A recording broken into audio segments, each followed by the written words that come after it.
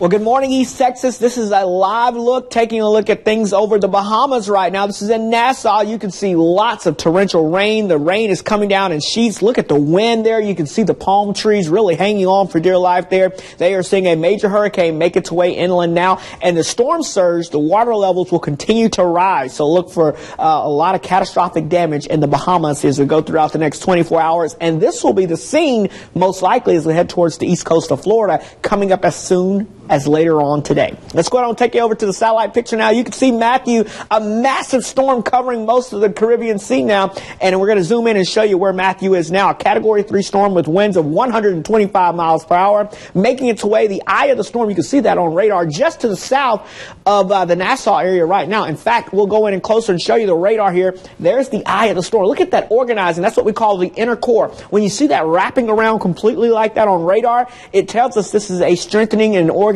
system. So we're going to have to watch this closely throughout the day as it drifts off towards the north and west. Look at this, only 200 miles away from West Palm Beach, Florida right now. Our radar is already picking up the eye of the storm. This is going to cause some devastating effects for many, many people, folks. Let's break this down for you. The threats with Matthew, over 14 million people will be affected with at least wind gusts over 60 miles per hour, with areas along the east coast of Florida seeing wind gusts over 100 miles per hour. This is going to cause a lot of damage, and landfall will be likely between somewhere, let's say, between Fort Pierce and up towards West Palm Beach, Florida, and up towards the Daytona area as we go throughout the next 12 to 24 hours. Watch the latest Futurecast does with Matthew here. Takes it up and inland here by tonight, around the Melbourne, Florida area, West Palm Beach area, and lifting north through Daytona Beach, Orlando, Jacksonville will all see the worst of the storm between tonight heading into tomorrow morning. Then it works its way up the Georgia coastline and into the South Carolina coastline around the Charleston and the Grand Strand around the Myrtle Beach area as we go throughout your Friday and Friday evening. So this is going to cause massive destruction. And look at this.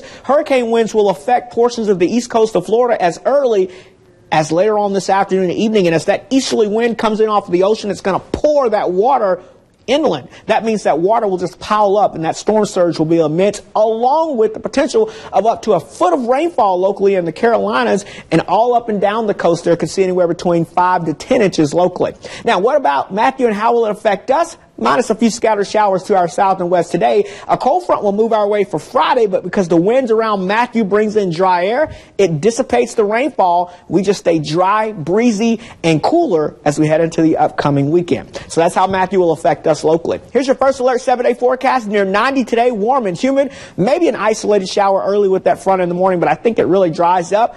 And then the weekend looking gorgeous with plenty of sunshine and cooler temperatures moving into the region.